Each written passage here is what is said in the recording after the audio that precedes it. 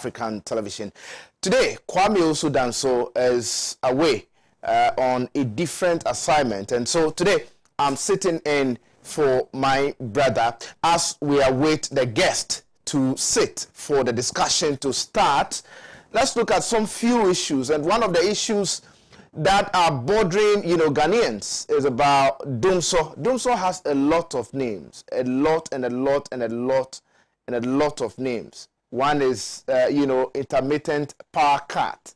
One is erratic power supply. But the name that has taken over the whole of Ghana is Almighty Dumso.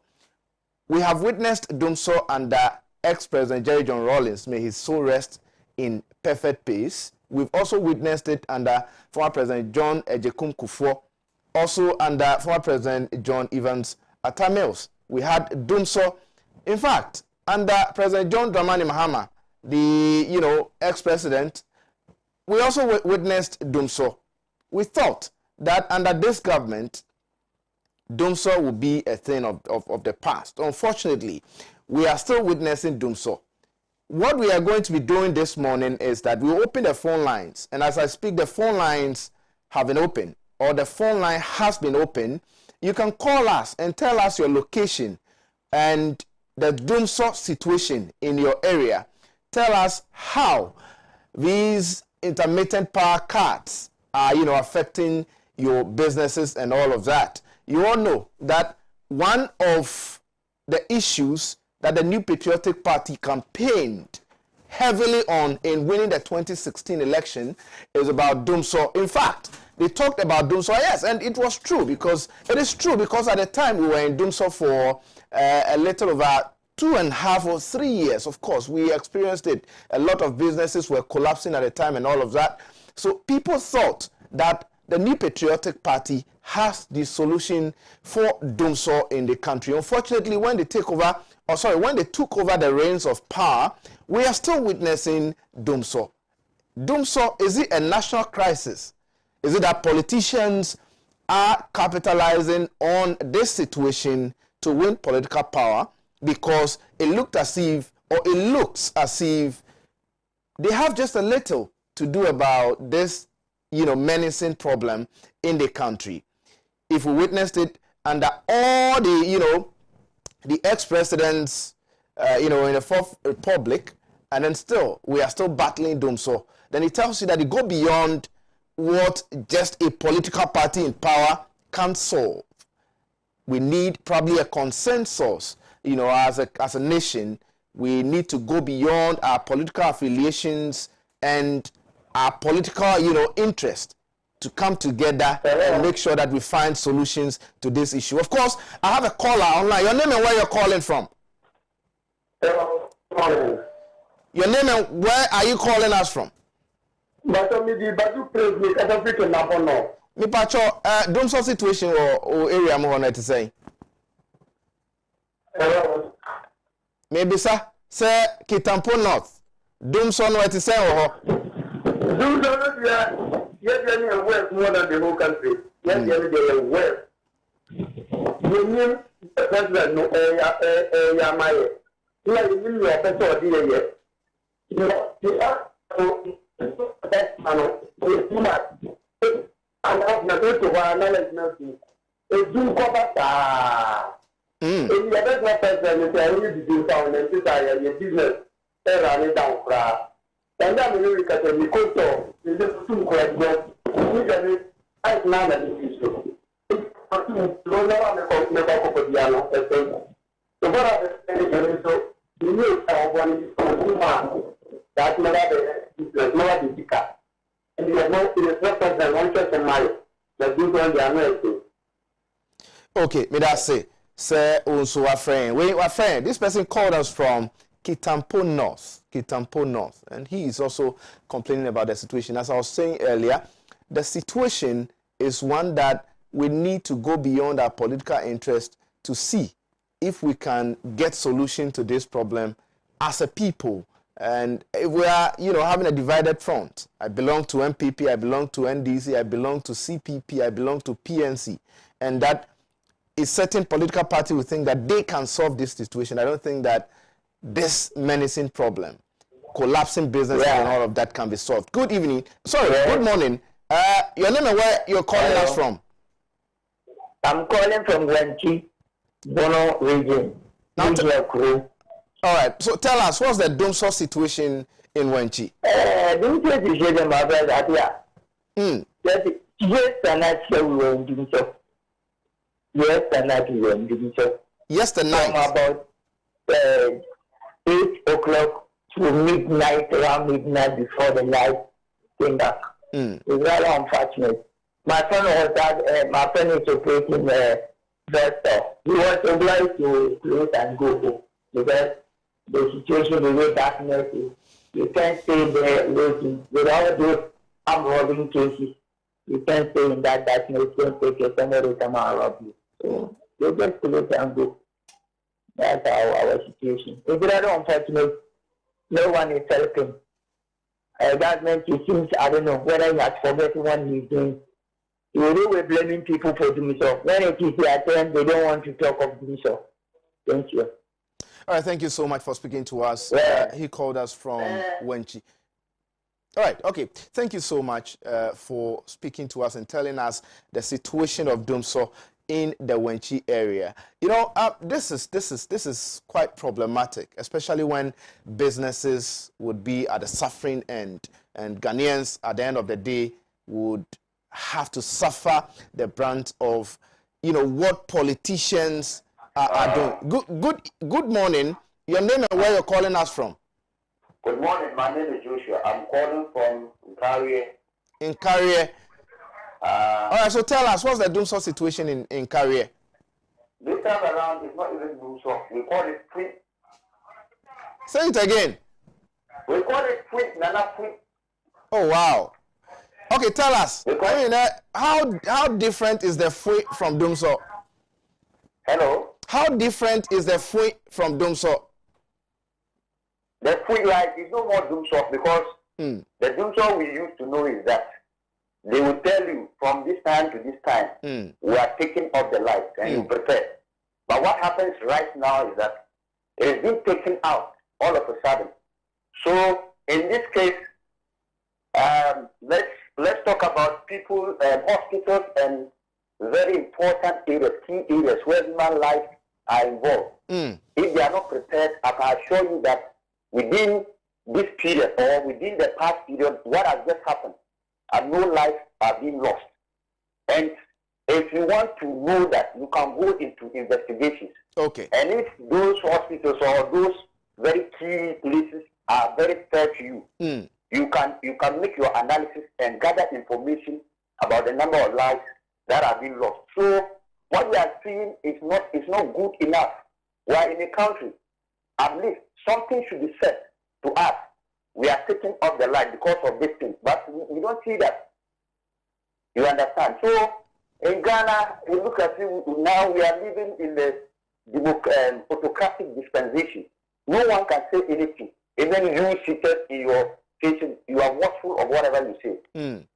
And is it the country we prefer to live in? Things are going beyond out of hand. You understand? Previously, they tell us, oh, we will take it off this time to this time. Okay. To some extent, things were going on well. But look at what is going on. Let's be fair to ourselves, our citizens. Okay, thank you so much for speaking to us from Incaria. Okay. Thank you so much. We're so grateful for speaking to us. Yes, Ghanaians are demanding for a schedule. Now, government says that this type of Dumso is not the type we witnessed under former President John Dramani Mahama.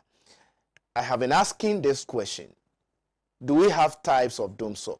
The ordinary Ghanaian who is not having light or who has been experiencing Dumso is not interested in whether it was the type we witnessed under a certain regime or this is a different type. What they know is that they must have light and politicians have solutions to these problems. Good morning and welcome to Good Morning Africa. Your name and where you're calling us from? I'm calling from Upper West Region. Tell us, what's the Dumso situation in Upper West Region? Yes, please. What's the situation of Dumso in the Upper West Region? It's just the same. The sad thing is that me, as I'm leading system, because of this light off. I didn't prepare before fasting today. Because I'm such a person who depends on this heater to take tea. Okay. For my fasting. So when I wake up, I just want to do some small private prayers before I'm listening. I realized the light was off. I waited thinking that it would come till 5 o'clock and it doesn't come. Look at the time. Do something and there's a light off. You depend on it to fast. And it's not the daytime. We don't go and wait somebody and the family have to give you hot water. Why they themselves is not happening. In fact, this government, we are very disappointed in them. And to me, if I even pray for them, I pray that all what is happening is only Allah subhanahu wa ta'ala who can help us from this government. And when I went to lead for prayers, I pray for this government in my heart. In fact, they're not doing that good at all. Because of this light of up and down, all my woofers and my gadgets most of them have been spoiled. The painful thing is that today, for them denying me not to prepare, in fact, that's what I'm much worried. All right, thank you so much for speaking to us. They can even off a side. They can off one side, get into 3 days. Wow. Then they'll come to this side, get to 3 days without getting any correct information from them. When you call them, they are aware, they are working on it. Interesting. Thank you so much. And in Ghana here, I believe that that's what the man who has just stepped down, that's what he said. When something is going wrong, you have to do demonstration. We did a lot of demonstrations concerning of this in Appiah here. I don't even know whether it has even caused Bomboy not talking to Accra. All right, okay. I think that you have to make it snappy. Thank you so much. The information is well, communicated. Now, government would have to come clear on the issue of Dumso, because when we started experiencing intermittent power cut, ECG and Gridco issued statements, 2 separate statements. Well, Gridco is talking about some maintenance work that is being carried out as a result of the Dumso we are experiencing. Good morning and welcome to Good Morning Africa. Your name and where you're calling from? Yeah, my name is Appiah from Bushigo, Northern Region. Fantastic. So what's the Dumso situation in the Northern region? We the Northerners, I don't even know how to describe the Dumso right now. But all the citizens of the Ghanaian citizens are always knows that they know where they came, where they come from, and don't know, and they know where they're going. Because even today too, we just take a lot of that Dumso. And some of our Ghanaians don't want us to call it Dumso. What are they want us to call it? Because we are all there. When former President John Dramani Mahama was in power, we are all there. That is the same issues that we just faced on that years, and they call it Dumso. So why are they don't want us to call this one Dumso? So that is my question. All right. Okay. That is well noted. Thank you so much. But we all. Thank you so much for speaking to us. We are so grateful for your time. Government would have to come clear on this. Now, Ghanaians are demanding for a schedule. Ghanaians are demanding for a timetable. It is only appropriate that government comes out clear to tell Ghanaians that, yes, we are having problems. And for that reason, you may be experiencing or you will experience Dumso for a certain period. So Ghanaians are aware. We know that from this time to this time, from this period to this period, we are not having light and would have to be, be scheduled. Then we are prepared for it. Unfortunately, things are done haphazardly. Yesterday, I had to get home only to realize that I didn't have light. Good morning and welcome to Good Morning Africa. Your name and where you're calling from? Good morning, my brother. I'm calling from Tamale. Fantastic. Tell us, what's the Dumso situation in Tamale? Tell us the Dumso situation in Tamale. Hey, this one is not even Dumso. What is it? Doom and they will not even saw it. Wow. Say it again. I mean doom and they will not even saw it. Okay. What do you mean by doom and they will not even saw it? Because the day they appointed NAP, to that ministry. And I said it's going to do the propaganda issue there. Because we also happen at the Ministry of Education. So I'm not even surprised. I'm even wonder why Ghanaians are talking. Because they should know the reason why they appointed him there. Nato is not somebody who can even manage energy ministry. Even look at what do they call it? The former ministry. Look at what he did there. And now they move into energy ministry. What are Ghanaians expecting? Nothing. And they said we shouldn't call it doom so. So what? We agree, we will not call it doom so. But we should ask them, time, if they are going to give light off, they give us time stable. This time, your light will go off. Everybody is aware. The time that he or she is getting light. But now, they will not even tell you anything. Even if the light will come, it will come, but you cannot even charge your phone. So, are we, what are they telling us? And if you are going to complain, they are telling you that you are belong to this party. That's what I'm saying. So, all Ghana, we should even keep quiet because of one party. What are they talking about? Because, and I don't blame them. We blame ourselves. Because if something happens right now, and we want to gather and do something to tell them now, what people are doing we don't like. You see people among us telling us that, oh, because you are from this party. But the thing is affecting him. But he cannot even open his mouth and say because he belongs to that party. That is the hypocritic Ghanaians we are. We don't do that. We should come out and fight for our rights. Okay. They are there. Getting our taxpayers' money. We are paying them, but they don't even care about us. That is the situation Ghana we are in now. You cannot even pay your mouth at all. All right. My brother, I don't even want to say something that will be chasing me. Thank you. You're welcome. Thank you so much for speaking to us. Yes, Ghanaians are calling for a schedule. And sometimes when you know that today you don't have light or you may not be having light for the next 3 days, you are able to prepare ahead of, the days you are not going to be having light. But for things to be done haphazardly, you are there, then your lights are off and all of that. How do we prepare? How are you expecting us to, get our things done rightly and then prepare ahead of the... So Ghanaians are demanding for a schedule. But I think that government is not coming clear on this issue. Government needs to tell Ghanaians the real situation of our power system in the country. What we are witnessing is doomso, whether we like it or not. And I think that we need to, good morning and welcome to Good Morning Africa. Your name and where you're calling from? My name is Timothy. I'm calling from Bolga. Okay, so tell us, what's the doomso situation in Bolga? The doomso situation here is very, very bad. When last did you have? Light?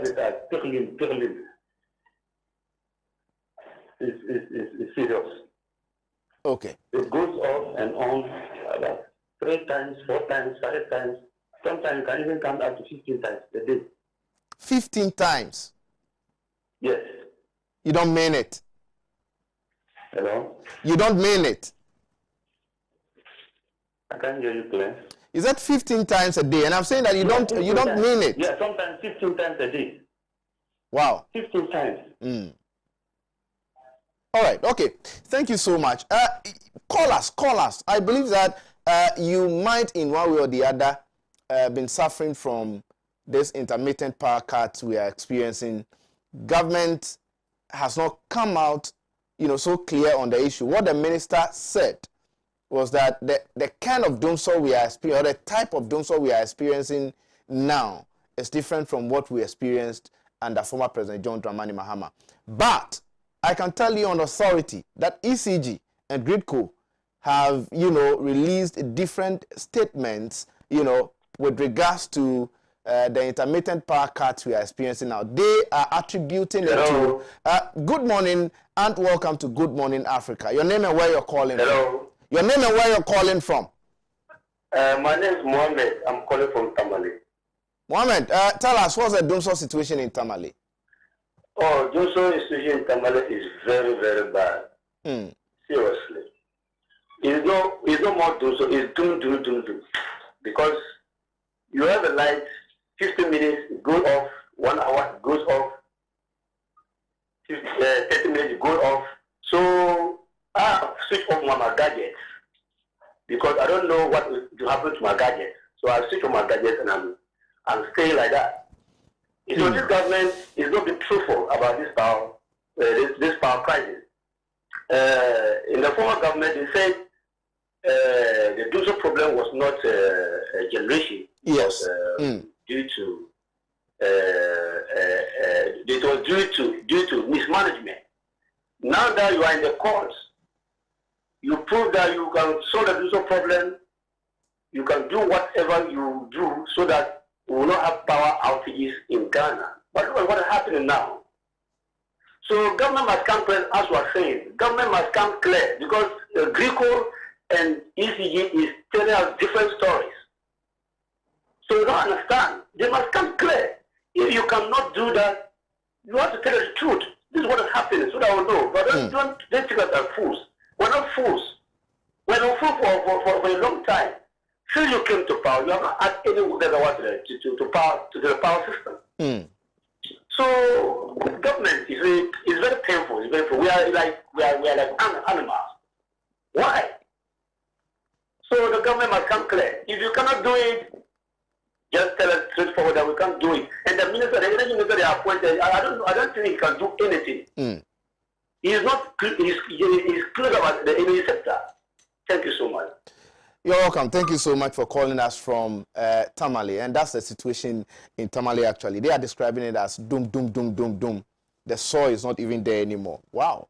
The situation is that, very serious in some parts of the country. I believe that you are also witnessing or experiencing, the current or the recent intermittent power cuts. How is that affecting you? Call us. Tell us your area and tell us how the Dumso situation is over there and how it is affecting, your daily activities and, of course, your businesses. Good morning and welcome to Good Morning Africa. Your name and where you're calling from? Yes, I'm Jack Thomas, calling from Boko. Boko, okay, that's all right. Tell us, what's the Dumso situation in Boko? Yeah, just like everywhere, the Dumso situation in Boko here is very bad. You can dance to it. You can dance to the Dumso over there? Yeah, it's like music. Yes, please. Describe. I don't have a problem with the government in place. I have a problem with the people of Ghana. Why do you have problems with the people of Ghana? Because it's not about the government per se, but those of us who are supposed to put government on its tools. In Muhammad's time, people were criticizing left, right, center about the happenings in Ghana. But of late, people are quiet, more especially those who know better and can speak to issues. That's my problem. Yes, so I have a problem with the people of Ghana, especially those who matter most and can speak to government. They are quiet on happenings in Ghana, and so I have a problem with them and not the government in place. All right, thank you so much. I don't know what is happening. This government has succeeded in tying everybody's mouth. Yeah, thank you. Thank you so much for speaking to us. Yes, one of the callers, raised an issue about what the New Patriotic Party said when they were in opposition about Dumso. What did they say? They talked about the fact that the Dumso was affecting businesses, collapsing businesses. People were dying out of Dumso and all of that. Yes, now we are here. We are experiencing it once again. Are people not dying and all of that? I believe that, it's a question that all of us would have to answer. Are businesses not collapsing? It's a question that all of us would have to answer. They talk about the fact that, look, the issue of Dumso is not about generational capacity, but then it's about funding. Today, you are saying that you have in excess. Good morning and welcome to Good Morning Africa. Your name and where you're calling from? Bacho, Dumso say our friend. Bono is to no Dumso situation. Let's say. Bono is your Dumso de offer. He said your friend Dumso crap you more. Now my friend is saying. Your friend Dumso. Bacho, son, tell your mom you. Your friend is saying. I want for your whole trio. What's your friend is saying? Your friend saying. Why? Never the same way. She said, "Who come for the woman talk? What woman talk? What's it? Your Buddha talk. Your bush talk. Talk. Answer. Na like the woman talk. Now about is a light near Bunu thought one. I come up from Manana. Yeah, bonus is application. Yato Sir. Yakupo Atasui. And the do Pias Mama. Okay. That's all you for now show you. Because Mama Sam, what do you do so to your mom? You know what your mama do so. Now that would you call away. What are you do? Just a solid crowd and count. Yo, Me that's it. Me that's it. Me that's it. So afraid. Well, let me deal with this briefly. We've been joined in the studio by Honorable Alhaji Appiah we are also expected to be joined by Bernard Mona, former national chairman of PNC and also a political activist. Dr. Amakwasafo is also expected to join us in the studio because but I think he gave me a call earlier. I'll introduce them pretty shortly for the discussions to start. But there was an issue, and I was talking about when the New Patriotic Party was in opposition, they chastised the previous government for mismanaging the energy sector, hence the doomsday we were experiencing at the time. They assumed office and talked about the fact that, look, doomsday situation wasn't about generational capacity, but it was about funding. It's doomsday. Don't mind them. It's doomsday. I'm calling from Swami. Okay, tell us, what's the doomsday situation in Swami? I'm calling from Swami. What's the always doomsday? Always do doomsday. The light goes out. Anytime I thought they want, they strip the light off. That is what is happening in Swami. Honorable Chairman, Bonsu's constituency. All right. This is what is happening. Okay, so we'll have to end the course here. And as I said, the New Patriotic Party said it wasn't about generational capacity. It wasn't about issues of generational capacity, but issues of funding. In fact, the Finance Minister, Ken Ofori-Atta, in one of his budget statements, talked about the fact that the country has generated in excess of power to an extent that we're supplying power to some of the neighboring countries and all of that. So it tells you clearly that a lot of capacity has been generated when it comes to power in the country. Now, if you're talking about funding, you have the reins of power. You are in government. What are you doing about the issues of funding to make sure that the good people of Ghana are having light? Government in itself has not come clear on this issue. What the minister has said is that the type of doomsday we are witnessing today is not the type of doomsday we have witnessed under former President John Dramani Mahama. The question is, do we have types of doomsday? And why didn't he tell us the type?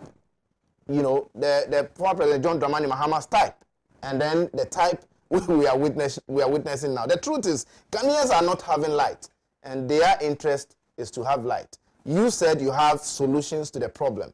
You are in government. We don't need to see this. Businesses are collapsing and people are dying. I've been joined in the studio by Honorable Alhaji Appiah, Member of Parliament for Sagnarigu constituency. Honorable, good morning. Good morning.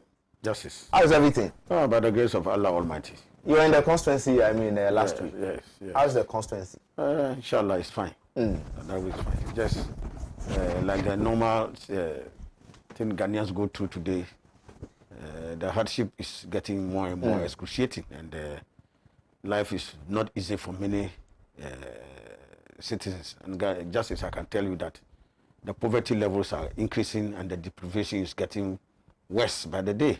And, a lot of people have called from your constituency. They are complaining about, the issue of doomsday also over there. Justice, doomsday, that's what you climb a tree to see that which is going. That which is coming there, it will meet you. It is not, you can call it any name. You can they can choose to call it Sodom or whatever it is. But it's the same phenomenon of no light. That's if you don't have light and the light goes off, what will you call it? Well, what will you call it? Doomsday, of course. So people should not think I think unless I'll come back to you for the intelligence of Ghana, and it's a very critical issue. I'll come back to you for your comment on that. We'll discuss it. That will be the first topic we discuss on the show this morning. Also in the studio is my very good friend and a brother, Awudu Ishak. It's been a long time. Our condolences to the families and yourself. Thank you, Justice. He lost his dad. I think he's just coming back from Wa. Thank you. Sorry. May the Allah Almighty be pleased with your soul and give you the strength to go through. Amen. Sorry. I'm quite grateful. How's the PNC? Quite a turbulent time. The General Secretary has set herself up against leadership of the party, making all manner of allegations unproven though. And officially they have not come to the notice of the party. But it's within the media and it's been discussed. And the PNC finds itself in some kind of bad press. And I cannot pretend about it. We are in turbulent times as far as the party is concerned. You are just returning from Wa, from that, funeral rites and all of that. How's the Domso situation in Wa? I'm sure here in Accra you're already experiencing it, but I want to know the situation in Wa. Well, Justice, you see, that is the irony of the situation. At the time that people were complaining bitterly and people said all kinds of things about the Domso situation when John Mahama was president or when the NDC was in government, places up north did not experience the kind of Domso they are experiencing today. You understand? Yeah. The situation largely affected those of us in Accra and other areas down south. Exactly. Up north, they did not know what Domso was. And I can tell you that in some instances, I had to travel to Wa just because I wanted to have access to lights.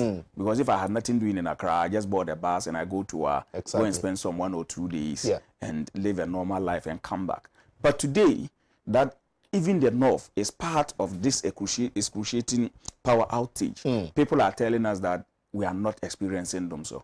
Probably it's their own way of rebranding that phenomenon, like Honorable said. Whether you like it or not, what is Domso? The unavailability of constant power supply. Yes. And if that is happening, it does not matter the reason behind it. The fact remains that people do not have access to the lights as and when they want it. So nobody can pretend about it. Why is not different?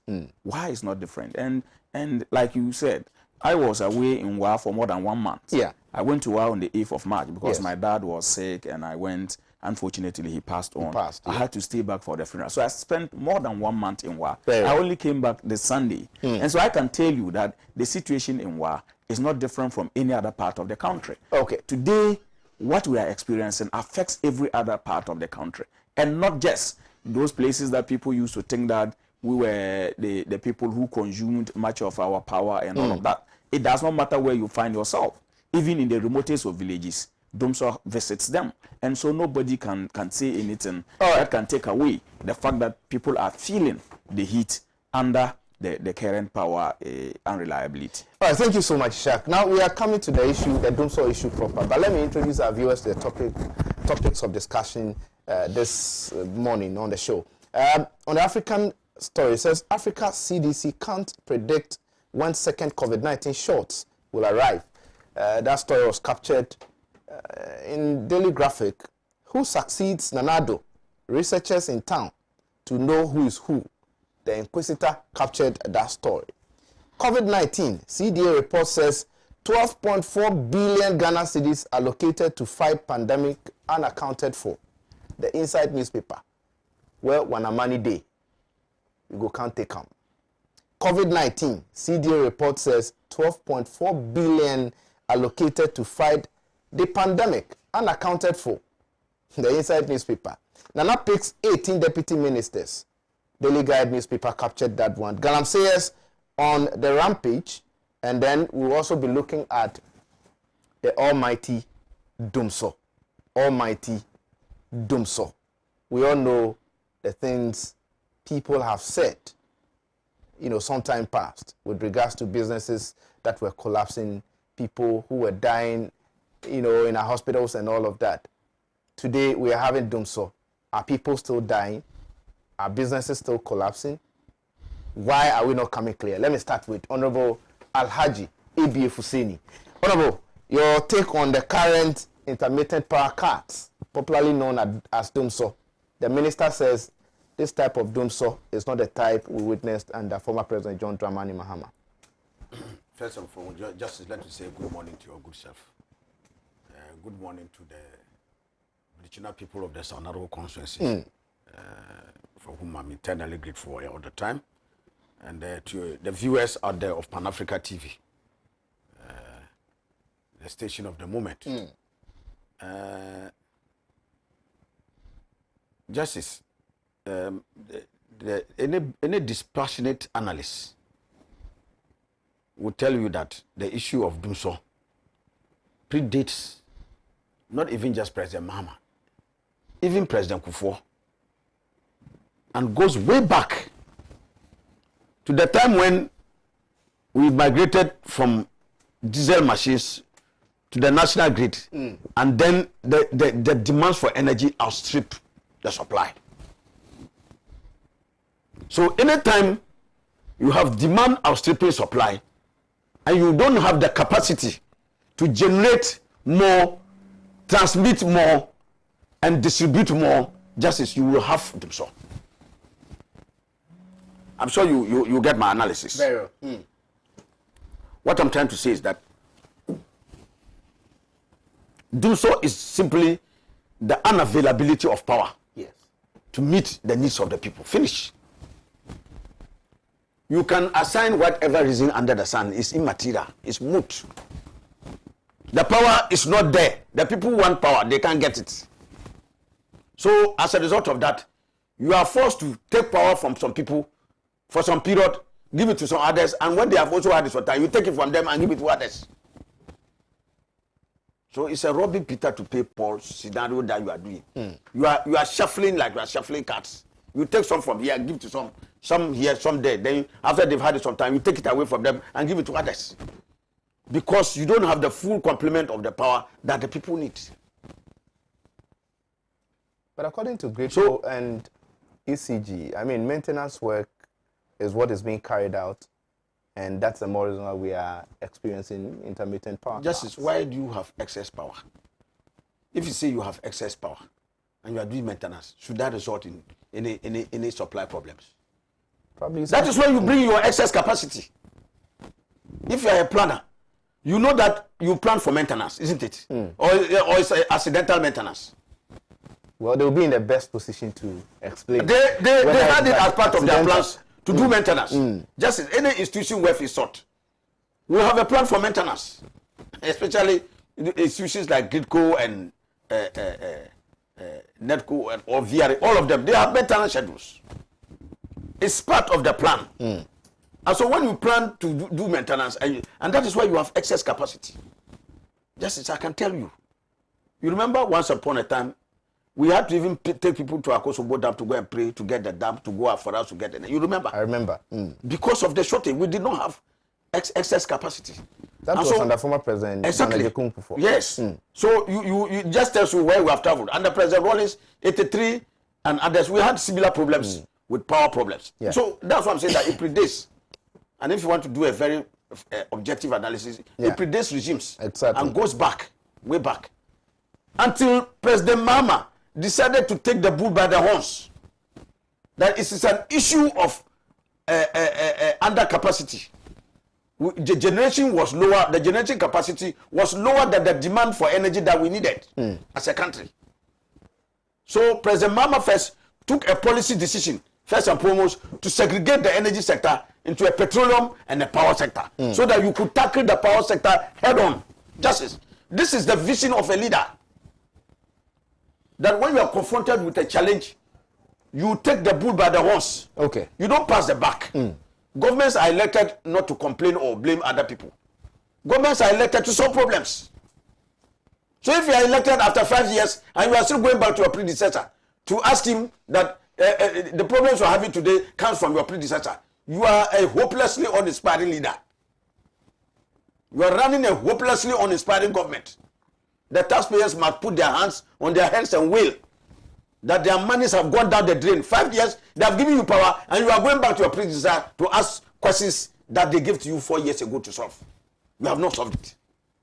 Incredible. Justice. That is how governments are run. In other words, so saying that the New Patriotic Party, government under President Dankwa Akufo-Addo is a hopelessly uninspiring government. Is that what you're saying? Exactly. Especially this problem. Just let me tell you. Before President Mahama left office, in fact, after July 2016, July 2016, before 2017, December 2016 elections,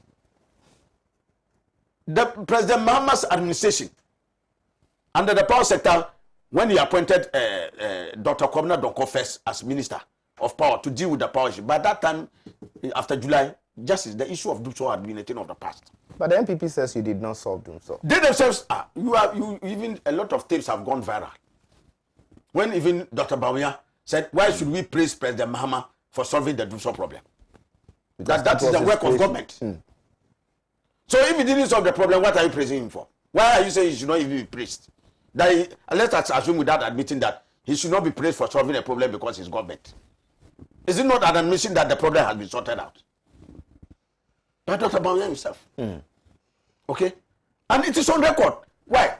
When Mr. Peter Amewu, the energy minister under Nana Akufo-Addo's first tenure, isn't it? Yeah. He's been saying this all, and it's a matter of public record, that there's excess capacity. In fact, the finance minister in one of his budget statements also talked about that. So why were they even busy trying to say that the government, President Mahama's government brought in more power than the country needed? But they said you did not solve Dumso because the issue of Dumso wasn't about generational capacity. It was what? It was about funding. And the NDC government was at the time owing the IPPs. You see, Justice, if electricity is not extended to your area, will you need bulbs? Not at all. So somebody tells you that you must have bulbs before the electricity comes to your area. If you don't generate, what can you distribute? Because the fundamental problem at that time was generation. We didn't have enough generation capacity. Our demand completely outstripped our supply. And so we had a deficit. How do you make up the deficit if you don't bring in generation capacity?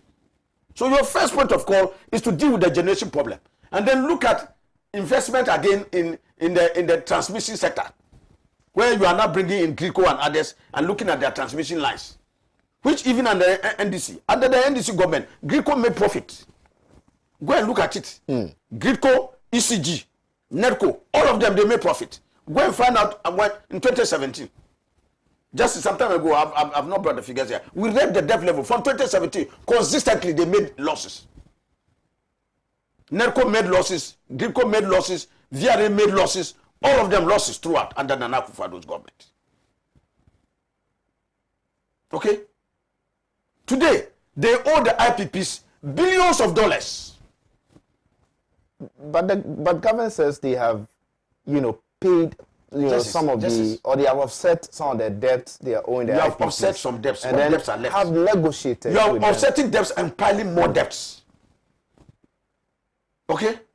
Within the last 4 years, you look at the quantum of debt that this government has built up. Justice, I said it here. When, for the electioneering purposes, they came and said free electricity for people at the 90 cents, those who were consuming a certain lifeline target. I said it here that you see, there's no free lunch. If anybody gives you free lunch, he's fattening you for supper. Just today, you see where we are. The cost of all this is today to VRA, ECG, the IPPs. And the same government has refused to make good its obligations to pay the IPPs all the money that they are owed. Okay. Justice, are you hearing this for the first time that government comes out and says you are paid? You have heard them say they are paid all road contractors. They've paid all debts and the people come out and say that no, money has not been paid yet. The finance minister will still make all these claims, and when you go and verify, you see that it is not true. They have not. So just that's why I'm saying that it's good. Pan Africa should take up that decision and try and get to the IPPs.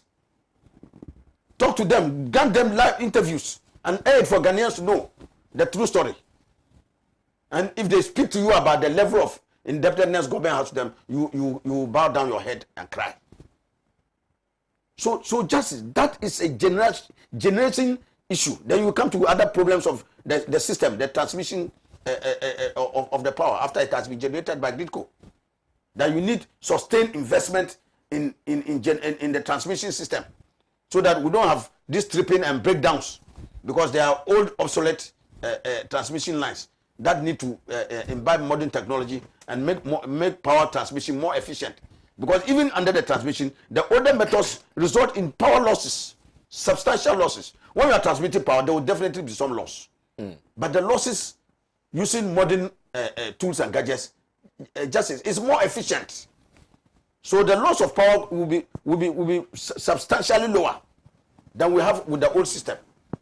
So you also need, like I say, significant investment in the transmission sector before you come to even the distribution sector, where you have the ECG, who also have their fair share of problems with illegal connections and some fraudulent this is between even some ECG workers and some other people in respect of this managerial incompetence in issues of metering and those. They are all part of this power sector problem that we have.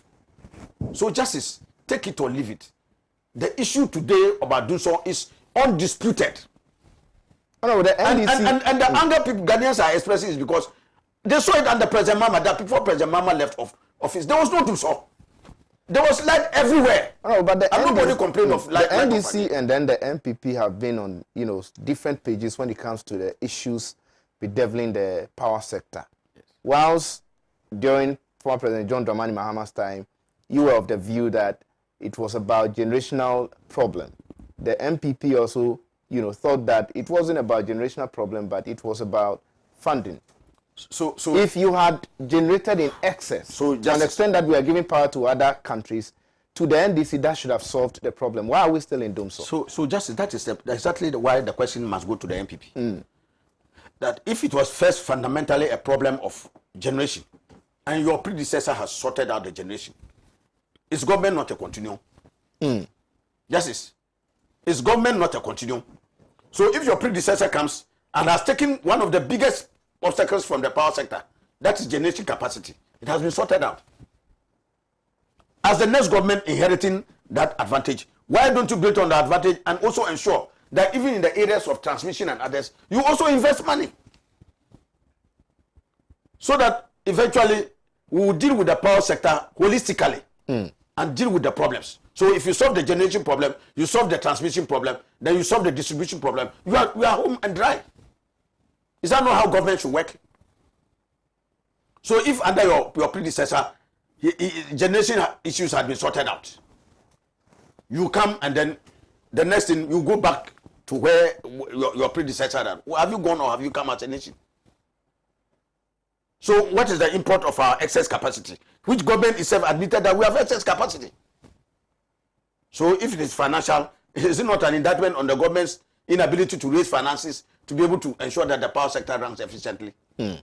Whose duty is it to raise the finances to ensure that the power sector runs well? And especially justice, this is a government that came and ran down. All right, honorable justice. Let me make this point. Okay, this is a government that came and ran down, destroyed a very viable system that was put in place in the power sector to ensure that you want. That's the ESLA. Okay. The energy sector levies, did they destroy it? Government the ESLA is still in place. They destroyed it. They came and used it as a special purpose vehicle to go and take loans. Okay. And in the past, they destroyed it. Justice. So you see that not only did President Mama think not just outside the box, but he instituted mechanisms to ensure that there's efficiency and continuity of power for the good people of this country under his government. So you had both the generational component and the financial aspect to deal with it through ESLA. Today, go and find out what they have done with ESLA. I'm sure it's a matter of public record. Okay. That they have destroyed the ESLA that the government put in place. And they are now tinkering with some measures that is making the problem even worse. Through the imposition of additional taxes and levies on an already overburdened Ghanaians. the 8 new taxes that they have instituted this year, it's killer. Okay. Justice, you can't even carry tricks. Now they are adding locks. Ghanaians are already overburdened with tax. They cannot discern it. Today they are adding, no, look at the fuel levy. This year alone, fuel had gone up by 13%, even before they imposed, from January, even before the new taxes were imposed. So the 20 pesos per liter, when multiplied by that 4.5, we are getting about almost 1 cedi per gallon of petrol. Addition to already just levies that exist. So justice, it is abundantly clear, and that's why Ghanaians are understandably very angry with the Nana Akufo-Addo government, that your predecessor having handed over this assets to you, where Dumso was believed now to be a thing of the past because of the excess capacity that we have. You come back and the Dumso is back. Okay. And instead of looking and justice, that's what I'm saying. There's something we call political morality. That you must be able to look the good people in the of the country on whose backs you rode to power. You must be able to look them in the face and tell them the honest truth. Okay. Then you look in their faces and you are calling it another caricature, some animal. That a tree fell on some power line somewhere and that caused nationwide disorder. Justice. One tree fell on some power line and the whole nation went off. Or you are having it in separate places all over across the country. What can if these people they treat us with respect? Don't talk to us like this. I'll come back to you. It's because they think Ghanaians, our intelligence level is low. That's why they can look at and tell us this hopwash. All right, thank you so much. That was Honorable Alhaji ABF Husseini on the issue of Dumso. Let me go to my brother Audu Ishak. Ishak. Yes. Dumso. It's interesting to be a Ghanaian, honestly.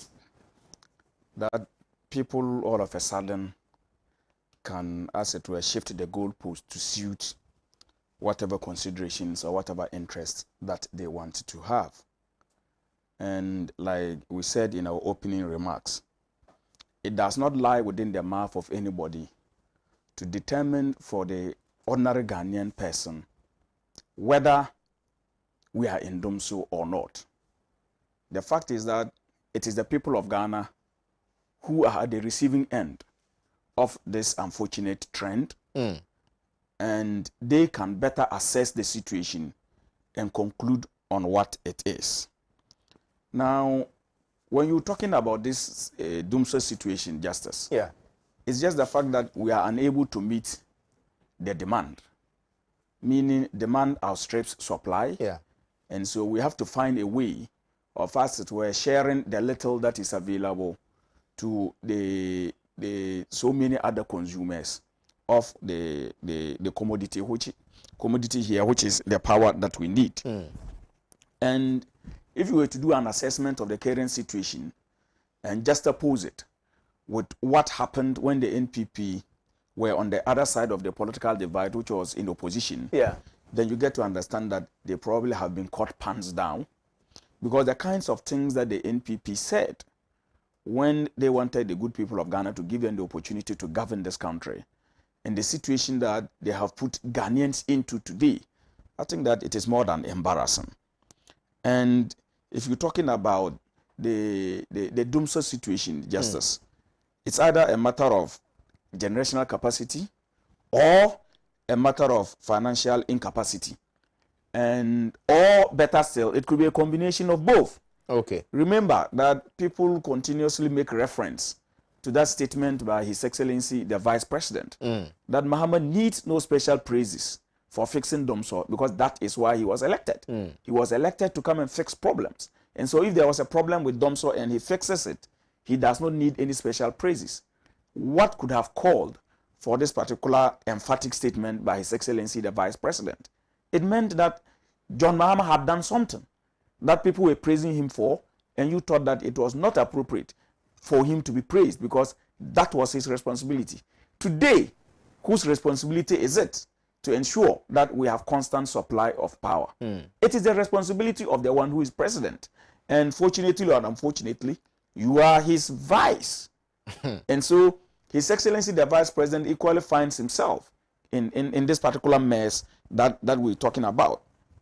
But if we are talking about the reasons that have been given for the situation that we find ourselves in, and people come to tell us that it's as a result of maintenance works that are being done.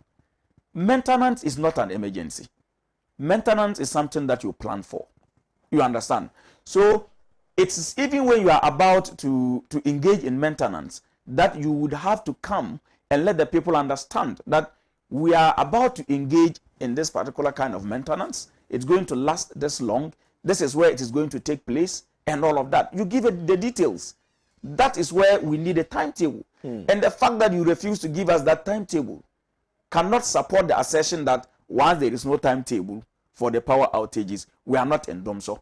That is what our energy minister said, that this is not your regular type of DOMSO, because under a DOMSO situation, a timetable usually is given. So the government deliberately will shed the timetable and come out with such a reason. I think that this reason cannot stand the test of time. Yeah, you understand? Briefly, I want to read out, statements put out there by Gridco on the current intermittent power cut. On March 3, Gridco said the closure of an emergency valve at the West African Gas Pipeline Company, WAPCO, was to blame for power cut in parts of Ghana that day. According to the company, the action ended up curtailing gas supply to some generating plants in the country. On March 7, they issued another statement and said a challenge in Gridco's power system led to a total system shutdown and total power outage nationwide. This led to an interruption in power supply to all parts of the country.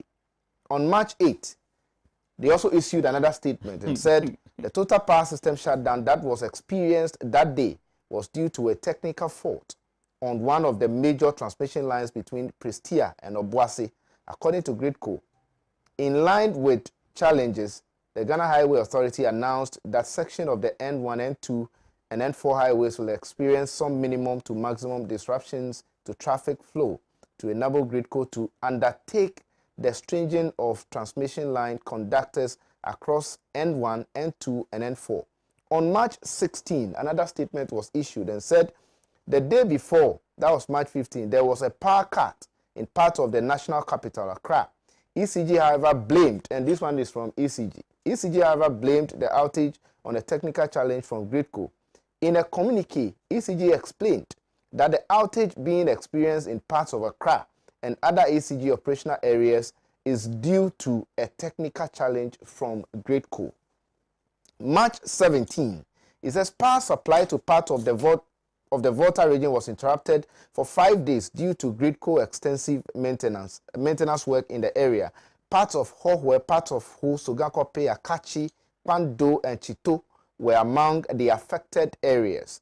March 24, last but one, the power transmission company indicated that a technical fault upstream was responsible for the outage experienced in parts of Accra East, Winneba, Techiman, and Sunyani. In a statement, Gridco said the power outage was reported by the Ghana Gas Company, which said there was a compressor fault upstream, leading to loss of 750 megawatts of power at about 1 a.m. And finally, on April 4, they issued this statement. They said this was the latest of the power cuts Gridco attributed to a technical problem. The company explained that its conductor on the Tema-Accra East transmission line fell at Trasacco, hence the outage.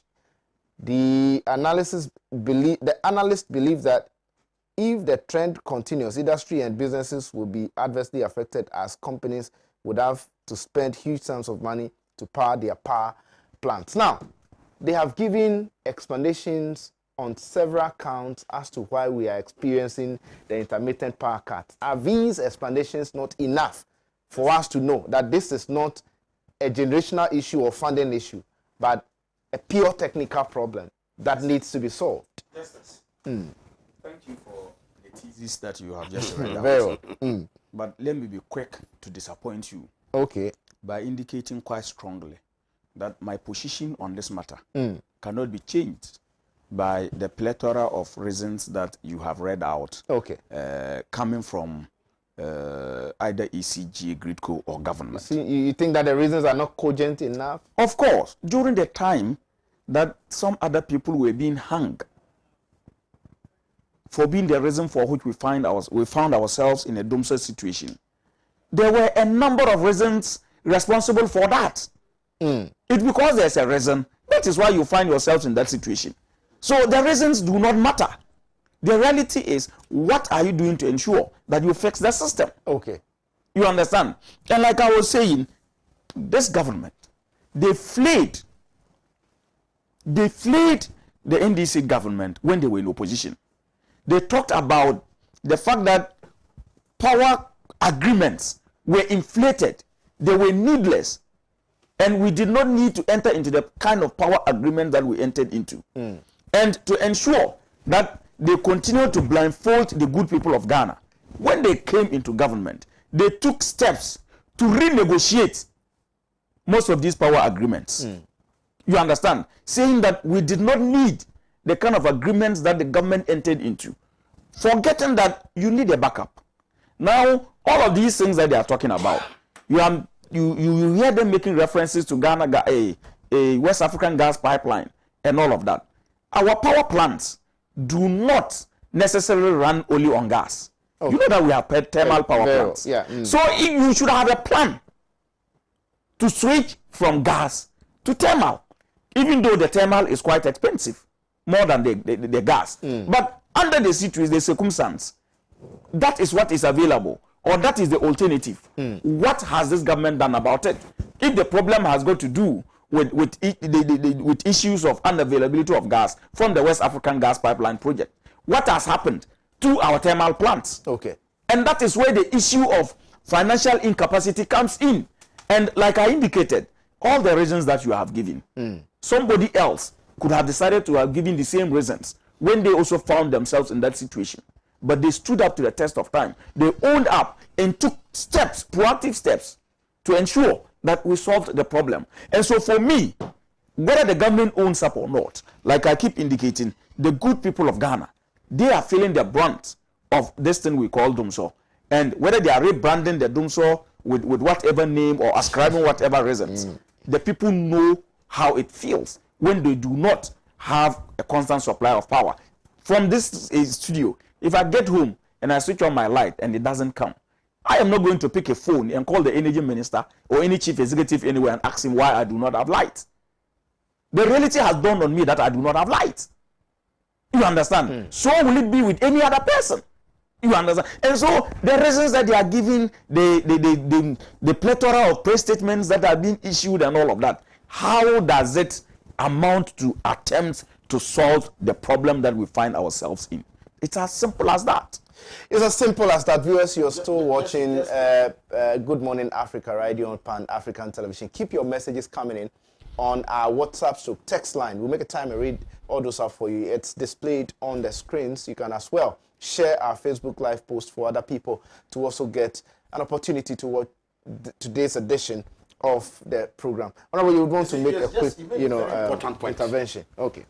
About the plethora of untenable lamentations that you read. Justice, the panacea for hunger is not to hold physics in your stomach. To go find food to eat.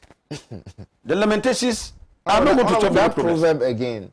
The panacea for hunger, solving your hunger problem. It's not to hold physics in your stomach to let your stomach look big and you think there's food inside. Okay. Once your stomach is empty, the panacea for filling the stomach is to go and look for food to eat. Exactly. Okay. So the panacea is not in the useless lamentations that were made. You go and a tree fell on something, gas did not come from where to where.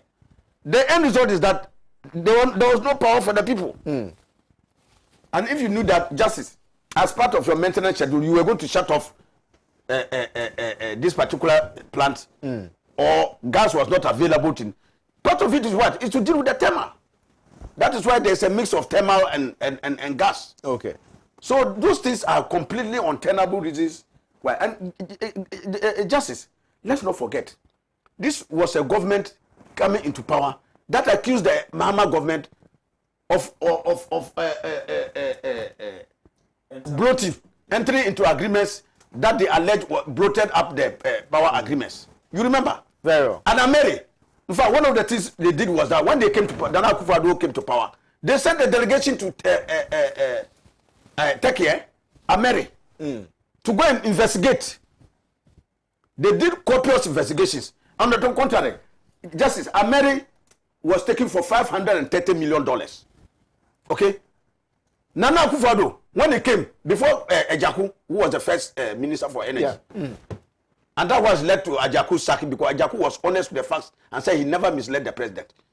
The president brought back the Mary Novation deal, now high from 530 and the NDC that they accused to $1.3 billion.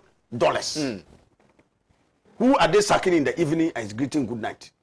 Justice, you are saying 530 is way too much and that the government had padded up the figures and was engaged in fraud. You come to power, do investigations, spend the taxpayers' money to go abroad to go, and then you come and hike it to 1.3 billion. $800 million extra. That's why Nanado himself gave it executive approval and brought it to parliament. But for the vigilance of us in the minority in parliament, they would have ripped this country off by $800 million. Difference. Okay? So you see the kind of people we are dealing with. You see the double standard, double face, sometimes fraud-prone people that you are dealing with. You complain that your predecessor has gone and done some deals and they are not above board. $530 million. You are going to bring it down. You come to power and then listen that you send it to 1.3 billion. You see the political morality I was talking about? And these are people who have the political temerity to stand there and talk to Ghanaians in this way. That power today, which was sorted out even before your predecessor left, today there's no such power. Because of financial challenges, you are not able to live up. And these are the people who tell us that they are running a resilient, viable, buoyant economy. Justice, it's only in Ghana when the economy is doing well that it doesn't reflect in the lives of the people. The economy is doing very well and Ghanaians are getting poorer and more depressed and oppressed and disadvantaged and acute chronic suffering as a result of a better economy. Have you seen that their logic doesn't run? Today, no wonder. You see that we have been saying that they are hiding a lot of things. Look at the deficit today. Justice, the debt to GDP deficit that they gave in the budget of 11.2%. Today, even the IMF, they have exposed them that it's 16%. 15.6 or 8%. That's about 16%. Almost a 5% difference. So that is why, Justice, anytime I come here and I tell you that when MPP throws figures at you, don't be in a hurry to embrace them. Try and interrogate the figures properly. All right. The other part, the figures to look good or reduce them to look less bad. That's how they are doing. A deficit of about 16%, you're going to give Ghanaians 11%. And with the IMF, it comes out that it's 16%, 15 point something percent, almost 16%. You see the kind of people you are dealing with. Very well. Thank you so much, Honorable, for your That's why, so they would have even said that by this time, Ghana has even more light than other, and those complaining about it. So they didn't wear their houses properly. Thank you so much, surprised. Honorable, for your submission. Now, we'll marry these two, topics. Africa CDC can't predict when second COVID-19 shots will arrive. And then we'll take it with this topic. COVID-19 CDA report says 12.4 billion Ghana cedis allocated to fight pandemic unaccounted for. So these two stories. I'll start with you, Ishak, on the COVID-19. On the front, I think in Daily Graphic, it says Africa CDC can't predict when second COVID-19 shot will arrive. And then Inside newspaper also captured that COVID-19 CDA report says 12.4 billion allocated to fight pandemic unaccounted for. Well, just as I am not surprised at all by this particular story and the report therein. And let me say that you don't need any special research prowess or investigative prowess to get to understand how the resources meant for the fight against the global pandemic has been used. And if you were to, as it were, talk about the inability of the Center for Disease Control, I think that is what the CDC means, to be able to know when the second COVID-19 shot will arrive. It equally will not be a surprise to me, because just as I know, and I know that so many other people are also quite aware, that most of the vaccines that we have taken so far were donations that were sent to us. Our country seriously has not committed itself to procuring the vaccines on its own through its own resources. And I may not be able to give the breakdown of the accumulation of the donations that came in. But we know that a variety of stakeholders came together and supplied these vaccines, especially to the continent of Africa. And Ghana was one of the first countries to benefit. Now, I do not also have figures so far on how many Ghanaians have been vaccinated in the first window, have taken the first jab. And if we have not been able to cover quite a good proportion of the populace of Ghana, and we are only talking about making the second jab available, I think that is not fair. We should be looking at how everybody else would have taken the first shot, and then we'll be talking about bringing in the second shot. But they tell us that without the second shot, the first shot will not be effective. Probably that's the reason for which we want to ensure that we vaccinate those who have taken the first shot to ensure that they take their complete dose, so that they are completely as it were, protected against the virus in our strives to stop the spread and to beat the virus. But talking about the report on the 12.4 billion allocated to fight the pandemic being accounted for, Justice, are you surprised? You cannot be surprised about this. You understand? When this global pandemic struck and we as a country appeared to be fighting the pandemic, when actually we're not fighting it. Because if you were to look at the kind of things that were being done with the monies that were allocated and dedicated to the fight against the pandemic, then you would know that people were not interested in fighting the pandemic. You understand? Because, for instance, when we took the decision to support small business owners and all of that, just as when those monies came in, most of the monies were given directly to MPP parliamentary candidates. They were given to MPP parliamentary candidates. These are very serious allegations. This is not my first time of saying these things on Pan-African TV. Do you have any evidence? I said that. To that effect. Well, let anybody come and challenge it, Justice. You are not in a position to. All right, Isha, kindly hold that thought. We are going for a short break. We'll be right back.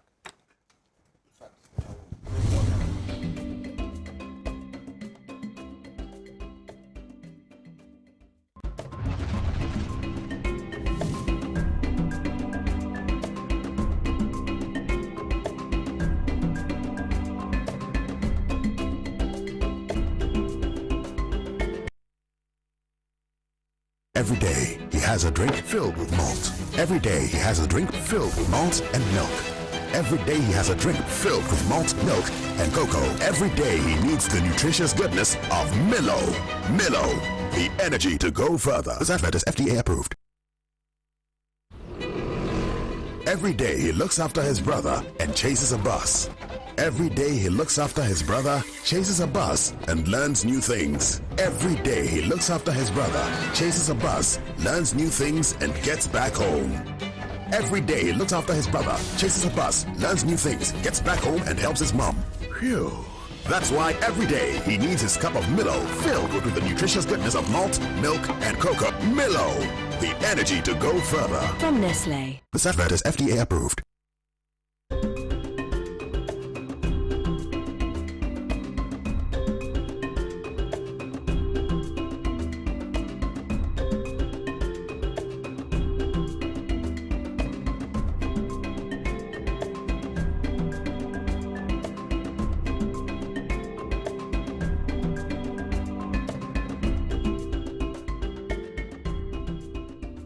watching Good Morning Africa right here on Pan African Television with me, Justice Appiah. Today I'm sitting in for my brother, Kwame Osudan. So Kwame is writing exams, and so unfortunately today he was unable to be here with you. Maybe God willing Monday he's going to be here at least to take over.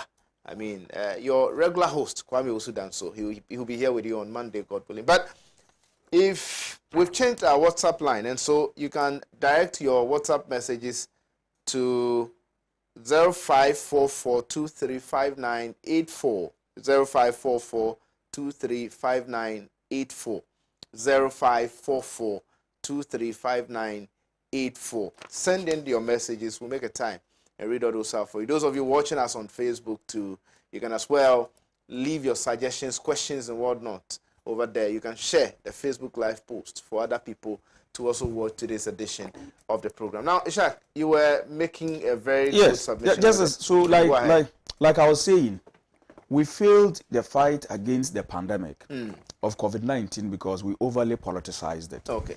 We left it in the hands of the politicians, and when we politicized it, we also made it partisan.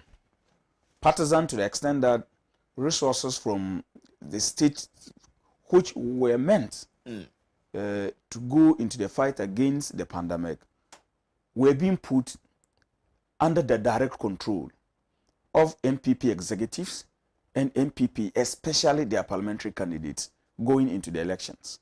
That things that were meant to go and give a certain relief to all manner of Ghanaians, irrespective of their status and society, were rather being, as it were, distributed on the basis of which party or the kind of political sympathies that one had. And once that was happening, people naturally shied away from even wanting to benefit from some of those things. And when you engage in such a thing, Justice, it will not be surprising for you to fail to be able to account for those resources that were given to you. Because even those who are supposed to ensure the accountability themselves knew that the resources were being misapplied. And so they could not, out of any compulsion, get anybody to come and prove that this is how we spent the resources that we were given. And so I am not surprised that this particular report has come out. I've not seen the details of the report.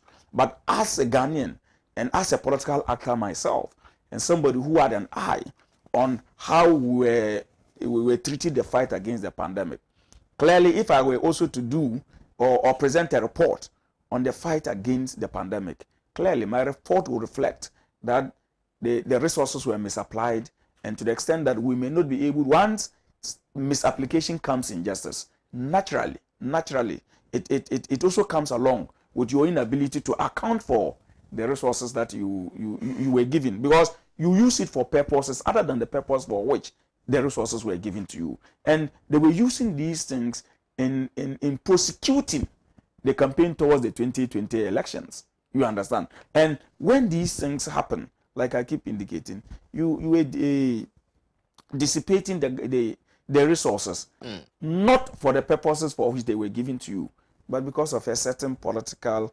partisan agenda. And I am not surprised by this particular report. All right, thank you so much, Shaq, for your submission. Honorable, we will marry the two topics. Africa CDC can't predict when second COVID-19 shots will arrive. And then COVID-19 CDA report says 12.4 billion Ghana cedi allocated to fight pandemic unaccounted for. Justice, let me first and foremost side with what my brother just said in respect of this politicization of COVID. I remember in one of his numerous broadcasts, the president admonished Ghanaians not to play politics with the COVID. And that is exactly what he and his party did. And that's why I've been saying that sometimes when the MPP is cautioning you not to do something, in fact, they are already doing it. And they don't want you to indulge in it. Because, Justice, I operate directly on the political landscape. And in my constituency, Justice, COVID-19 items, when they started this issue of these Veronica buckets and sanitizers, through the assemblies, they gave it to the candidates of the MPP in the various constituencies to come and present it as if it is they, the candidates, who are donating those items to the people, so that they can ingratiate themselves to the electorate. Were you expecting that it was given to you to dispute? So we don't have assemblymen and women. Okay. For what purpose did we elect assemblymen and women? If it is going to come through the assembly. And the assemblyman or woman is even more known in the community than even the MPP candidate. Okay? And is the direct representative of the people. So why didn't they channel it through the assembly members in the various respective areas across the length and breadth of the country? Okay. But chose to channel it through their candidates. What's wrong with that? They don't play politics with it. They were using it as instruments for getting political power. What could better politicize an issue than this kind of indulgence? Where materials that are supposed to go to the people to help them fight a pandemic are channeled through your party candidates in the various constituencies. There were even places where even people said that when they were even distributing some other items, you have to show your party card. Justice. Blatant acts of politicization of a pandemic that all of us needed to... and take note that these were not MPP resources. If these were resources raised at the MPP headquarters, okay, the MPP people did a work or organized a seminar or whatever and raised their resources to go. It's a separate matter. These were resources of the justice. I remember we were on recess. We were recalled to come back to Parliament, to come back and vote for money for government to fight this. So this is state resources. It's not MPP resources. But it is simple. We have said it before. And in fact, we had the press conference at which we said the issue of state capture. MPP now sees state resources as its own resources to be used for the prosecution of its campaign. So it did not make a distinction between state resources and its own party resources. Okay. So that's why I've said that, you see, when you make the hyena the caretaker of your crown, don't expect to come and find one animal alive. Because he has a gargantuan appetite for fresh meat. And now you make him the caretaker, what else will you find? So they are talking about not finding what? 12.4 billion. Yes. Why is it a surprise? Well, in many other areas, what have you found? Justice. And it's abundantly clear. Indeed, we called the finance minister, Keno Foreta, to come to Parliament and account for the monies that we approved. Justice. Parliament approved billions of Ghana cedis for him. He couldn't account. He conveniently ran away. He cannot prefer any serious accounting of what? You remember even when it came to the show came to a push and they had to profess some this. They brought this laughable explanation where even they said the fresh food for 3 weeks cost those kinds of prohibitive millions of Ghana cedis. When people even said that their food didn't even go anywhere. Those they said they had provided the food even said they didn't get any food. Are you talking about those that they provided during the lockdown? Exactly, the 3 weeks lockdown. You remember? You saw the farcical figures they brought and Ghanaians subjected them to that probity and they sought remedy from their feet. You see? So it's clear that justice, go back and look at the history of this. Listen, this government had no plan for this pandemic. Just, and I challenge them, if they have a plan for this pandemic, they should produce that plan. There's no plan. They are just doing it on ad hoc basis, firefighting. Because just look at our regime of conducting tests. We didn't have a testing regime clearly spread across the length and breadth of the country for us to do comprehensive testing. Okay? Contact tracing. Justice, I'm sure you saw what happened with the contact tracing. Even those we took on contact tracing, the small monies we were supposed to pay them. With these billions of cedis that we voted, small money we were going to pay, just chicken feed. We were supposed to pay contact tracers. We couldn't pay them the money. And as a result of that, they all abandoned the job and left. Where was the money? The billions of Ghana cedis we voted to do these things. Nothing. You see? And justice, you look at this every country, and how do you say it? It's coming out with packages to help their businesses in COVID.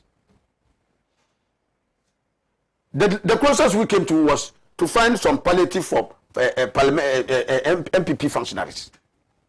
Distribution of those things along party lines. Not businesses. Go and ask the businesses dotted across the left and right of the car, what package did they get under this COVID? But government says he has given, monies to businesses that were affected during the COVID-19 era. The NBSSI loans that were given. I said, Justice, that's why I've been throwing the challenge. Go to NBSSI. Let them give you the list of businesses across this country that they gave the loans to. Go find out. And you see how many Ghanaian businesses benefited from that thing, apart from the generally partisan lines that they took. Okay, it's a challenge, and you bring the information for Ghanaians to know what is happening. It doesn't exist. And Justice, every country is fighting now for vaccines. I lie. They are spending money to go and procure vaccines. And like my brother Abu said, Ghana, we are relying on donation. The government has not made any attempt to go out there to go and buy vaccines. I told you, in spite of the billions of Ghana cedis we have given them. And just, the pity of it all, the vaccines that we received so far under the United Nations program on COVAX, that's what we were given. It was a donation of 600,000. And it was meant for the poorest countries in this world. Just listen to that one. Very well. Meant for the poorest countries. The poorest countries in this world. The criteria for COVAX, beneficiary of COVAX getting these vaccines is you must belong to a category of poorest countries in this world. So Ghana is now. And so among the poorest countries, Ghana was elevated as a first. And that is what we met at the airport to celebrate. We organized a function to celebrate the arrival of the first consignment for the poorest countries in the world. But just yesterday, we are told that IMF has downgraded. So if you do this and they downgrade you, then you come and you are complaining. And then we have debunked it. That, Justice, it will not be downgraded. I'm just even saying that. So even if you sell yourself for half penny, they will buy you for nothing. If you sell yourself for half a penny, they will buy you for nothing. Okay. Free. Okay. If you go and you touch yourself as the first beneficiary of the poorest countries' aid, what will any people look at you? If they categorize you as a low-income developing country, what argument do you have? When you were the first in the queue among the poorest countries to receive aid, how can you run away from that tag? And this was what we went to celebrate as a country.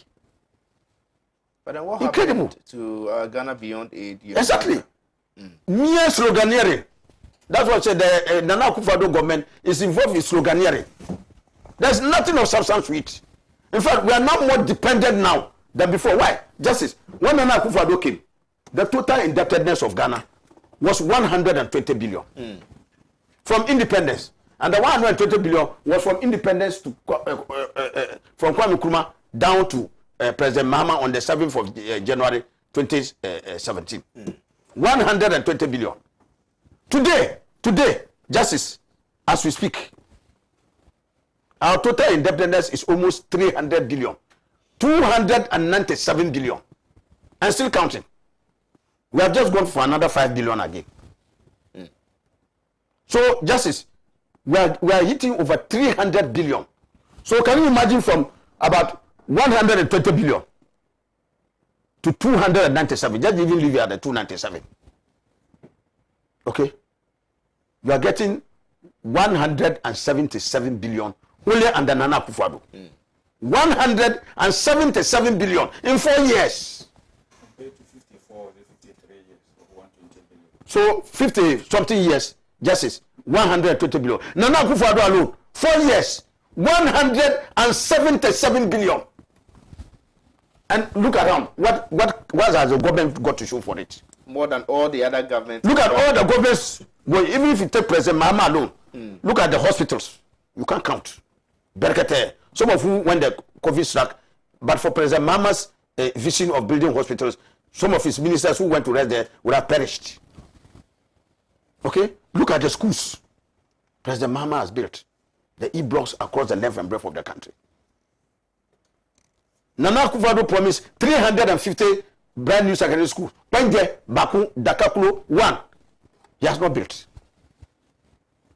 With this money, 177 billion in just 4 years. What have they done with the money? If you ask them, they say free HHS. We asked the finance minister to come to parliament and he came and gave us 3.2 billion. That's what they spent on free HHS. So take for granted, out of the 177 billion, 3 point something gone. Where's the rest of the money? What has happened? So Justice, if you look at this government's fight on this COVID, it's abysmal. In fact, we are living by the grace of the Almighty Allah. God has been very, very magnanimous with us. But for his protection, Justice, it would have been a calamity of monumental proportions. Because if you look at the preparation and the injection of money to look after Ghanaians, it has been paltry at best. Paltry. Like I told you, from the regime of testing. Look at testing. Look at contact tracing. Even contact tracers who spend their time going after tracing people at the risk of their lives, they didn't pay them. So a lot of them had to abandon the job and go. And the government is feeding fat on their monies. In Islam, we call it haram. That money, their job is haram. It's like you're feasting on somebody's blood. Haram. It's haram. Okay? So Justice, you see what is going on. If you see the level of preparation to be able to get us out of this. Like I just told you, vaccines, all countries are now finding ways in which they can buy vaccines to get their people well inoculated against this pandemic. What are we doing here? Have you heard the government allocate any money to go and look for vaccines to buy? They are waiting for donations. After the COVAX one, where we were treated as the poorest among the poor, they are waiting for maybe another Chinese man, Jack Ma, or somebody to say he's bringing another consignment of donations. So we fold our hands and wait for donations. What kind of country, what kind of leadership is this? So when I say it is hopelessly uninspiring, you should understand where I'm coming from. Okay, honorable. That when others are taking steps to insulate their people, to get their people protected against this thing, we are just sitting down and looking for the next donor who will come from somewhere to come and promise us that he's bring us some vaccines. Where are the vaccines coming from? All right, thank you so much, Honorable, for your submission. Once again, you can send in your WhatsApp messages on 0544-23-5984, 0544-23-5984. We'll read all your messages out for you. I have a lot of messages here already. I have a lot on Facebook, but keep sharing the Facebook Live, for other people to also get an opportunity to watch the program. I'm coming to you, Ishak. We'll marry these two topics too again because it has to do with the MPP. Who succeeds Nanado? Researchers in town to know who is who. Already there has been factions in the New Patriotic Party. You have the Alan camp, you have the Dr. Mahamudu Bawumia's camp, Vice President of the Republic of Ghana. The majority leader also made a statement and talked about the fact that it would be unwise for the MPP to field an account candidate in 2024. We are looking at all this, and then also Nana picks 18 deputy ministers. Kindly deal with this too for me. Justice, every political party naturally wants to hang on to political power and to entrench their survival and their influence as far as politics or governance is concerned. And so it is not surprising that you have seen the NPP evolve a certain mantra which has caught some kind of fire, where they are talking about breaking the 8. And the 8 here refers to going beyond the two terms. Yeah. That has been witnessed for the two political parties, the NDC and the NPP, since 1992, none of them has been able to get a third continuous term in office. And so the NPP, by this mantra, is seeking to us it will break that particular jinx. And this particular mantra mostly is being associated with His Excellency the Vice President. People think that naturally he should be a successor to His Excellency the President. But for me, I would want to see that there has been what we call a certain precedent. In 2007, His Excellency Aliyu Mahama, who was Vice President, probably with the same background as His Excellency Mahamudu Bawumia, did not get the opportunity to lead the New Patriotic Party. And these reasons that are being advanced today in support of His Excellency Dr. Mahamudu Bawumia were reasons that people advanced at the time. And those who opposed the attempts to make His Excellency the late Aliyu Mahama the leader of the NPP, they cited certain reasons. And those were the reasons that sat well with the rank and file of the New Patriotic Party.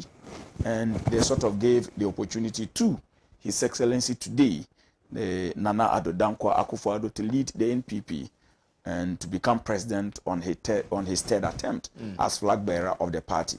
Today, if you were to look at the two front runners, whether you like it or not, you are talking about His Excellency the Vice President, as well as Mr. Alan Kojo Chiramanten.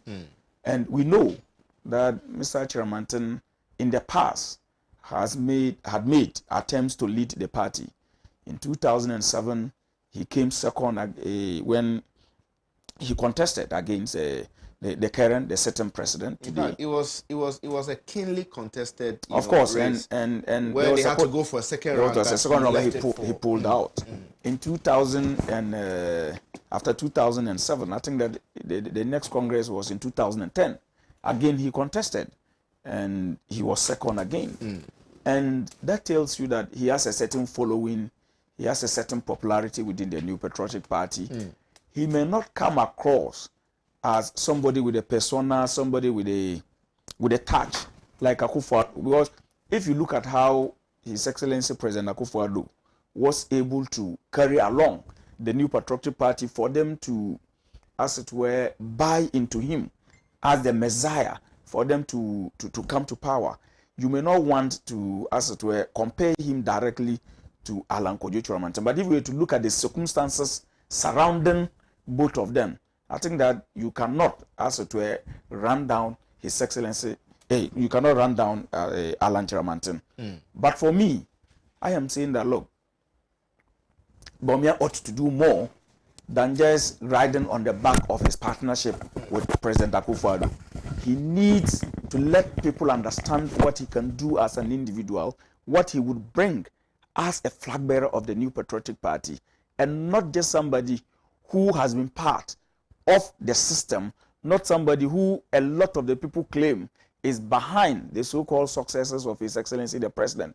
If you are talking about the President's successes, what about the so many other weaknesses that people identify within the system for the past 4 or 5 years that the NPP has been in government? Because if you want to identify with the successes, you must equally be prepared to accept the fact that you are part of the weaknesses or the failures that exist within the system. And so he needs to do something extraordinarily different to convince the people to get to understand that he is a type that they want to lead.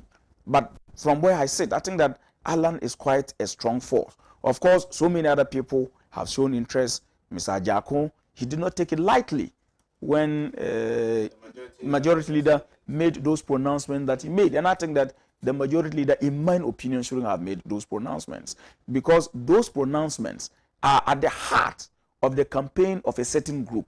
You understand? And so clearly, as a leader of the party in parliament, if you wanted not to come across as somebody who wants to show your biases or somebody who wants to show a certain leaning, then you shouldn't have made those pronouncements. And for me, once he made those pronouncements, it meant that he was already tilting in a certain line. And that is why people like Ajako had to come out boldly and strongly to condemn him for what he's doing. And if they do not manage these things well, I think that is going to have a telling effect on the New Patriotic Party. The cracks within the party are going to deepen, and once the cracks deepen, it will be very difficult for them to break the 8, even though I don't see them breaking that 8. But it will depend on their showing and their performance in the general election that will come in 2024. And they don't want to put up a shambolic showing in 2024. So I think that the party ought to be very meticulous. They ought to be very strategic. They ought to do the things that will ensure that irrespective of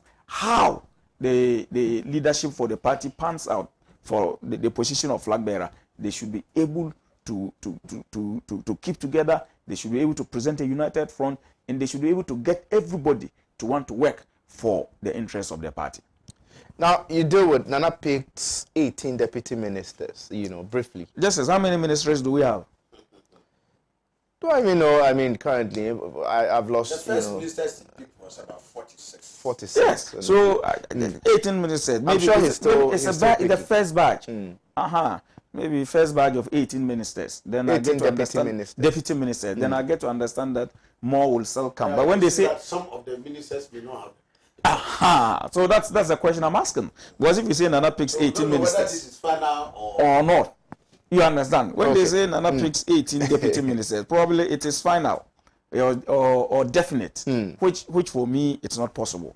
I believe that the number of deputy ministers would even be more than the number of ministers. You understand? Because some ministries will have like 2-3 deputy ministers. You understand? So the number of, surely we cannot have just 18 deputy ministers. But of course, it is the constitutional right of the president. It's enshrined in the constitution for him to pick deputy minister. I think it's under Article 78 or so, in consultation. They say in consultation with the ministers. So for me, of course, the president has done a lot of appointments since he became president. Whether direct political appointments or appointments within the board and all of that. We have seen the president do appointments. But for me, I think that the president and his appointees, to a very large extent, they have not lived up to the billing. And I expect that something different should happen in the second term of the president. But hey, if you had somebody who wanted a comeback and he put up a certain performance, then it tells you that when he needs no comeback, the performance is going to be different. And whether it is going to be positive or negative, I think that Ghanaians should just brace themselves up. And I've not seen the list yet. It's just a number. So I don't know who the president has put up for consideration for the position of deputy ministers. It's the lists that are coming up are all quite speculative. They are not quite definite. And there has not been any official communications from the presidency indicating that these are the people I have chosen for the position of deputy ministers, and these are the ministers that they are going to as it were, take responsibility for. But like I keep indicating, we expect the president to make these appointments. It's within his right to make the appointments, and let us see how that helps his government. All right, thank you so much. Let me bring our viewers in a bit, then I'll come to Honorable Appiah Husseini. This one says, good morning, my brother Justice. Honorable Appiah Husseini, I trust you're doing great. Justice, MPP will never and ever select a Northerner as their flag bearer, or Northerners in the MPP thinking they value you, they are rather fooling you. We shall reverse this case on Ghana in 2024. Nobody will go to the Supreme Court for the blatant miscarriage of justice again. G.A. Jom in Taifa sent in that one. G.A. Jom, thank you so much for your message. Good morning, Mr. Host. Greet your panelists for me. Mr. Justice, when it comes to development in this country, we cannot compare MPP to NDC. When it comes to these two parties, NDC is better than MPP. This is Adams from Tamale. Thank you so much, Adams, for your message.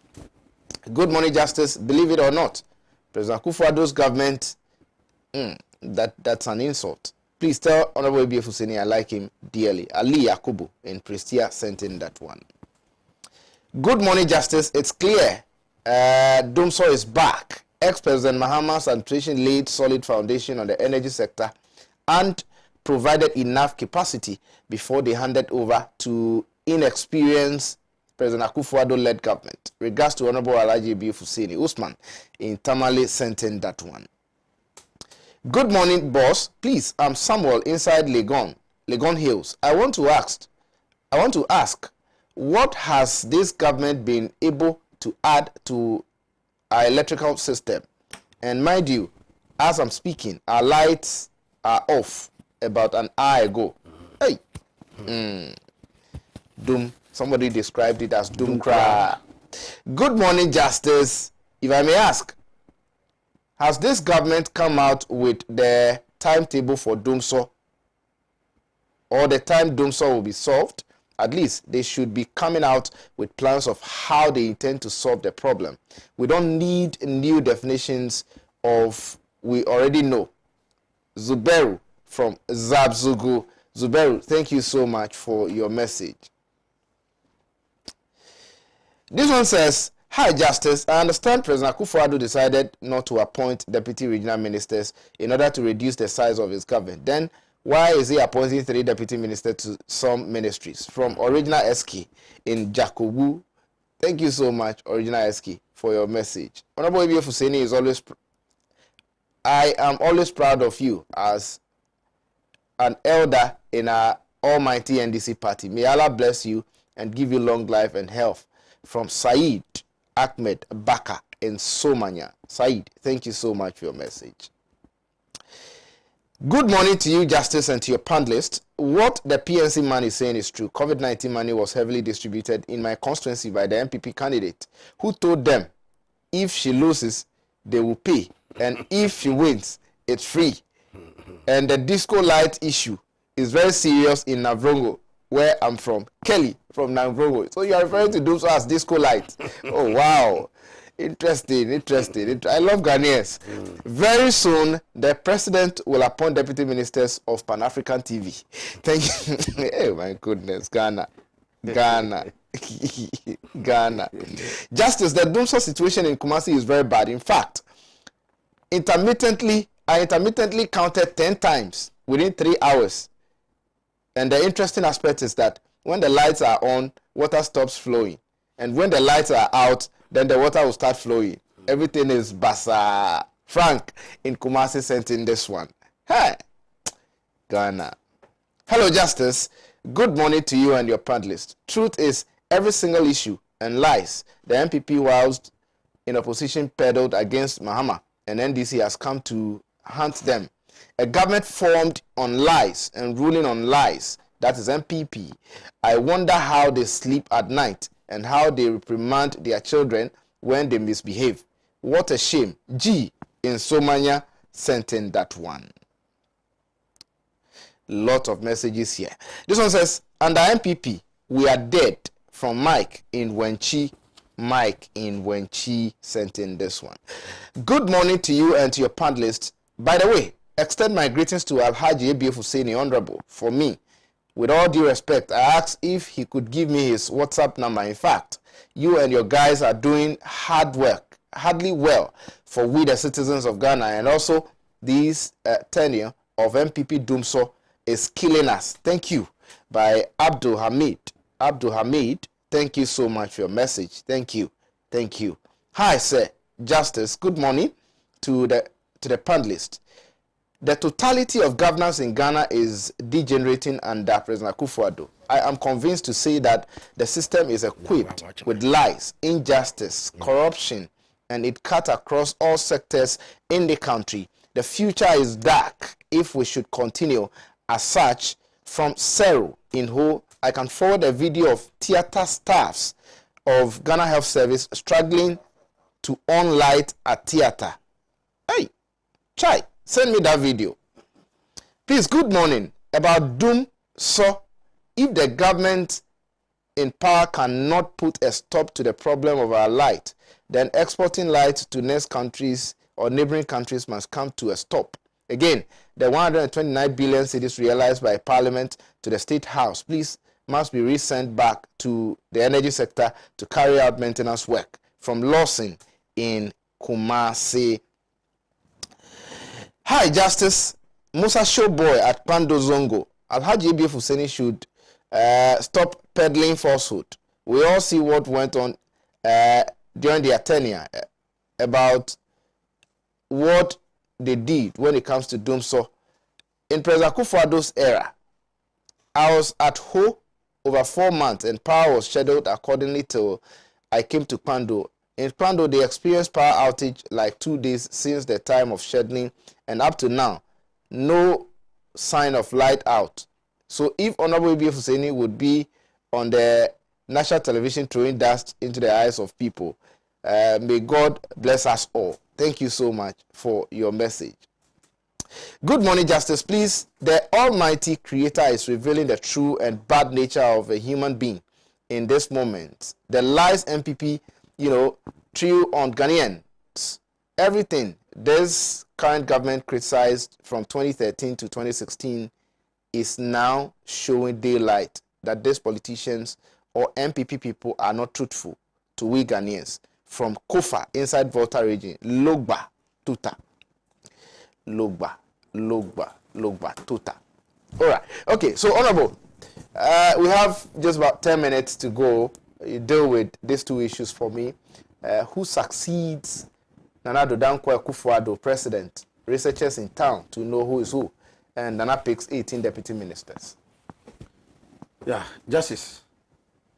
You see, in our tradition, once you want to talk about the Galamsey issue too, you can just wrap up with the Galamsey for me after you are done dealing with these issues. Yeah. Justice, in our tradition, when the chief is alive, you don't talk about his successor. Meaning? When the chief is alive and then you are talking about his successor, you are killing the chief.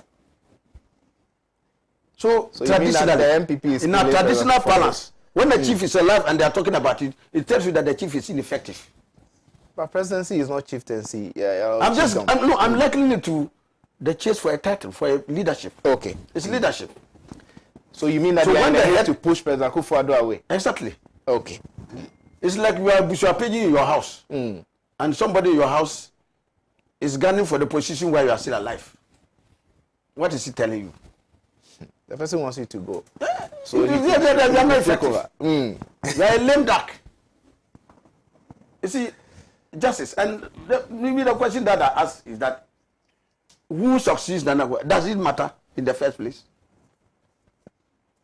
To Ghanaians, that this is a government that has secured a doubtful mandate from this is by virtue of some fraud perpetrated by the Electoral Commission.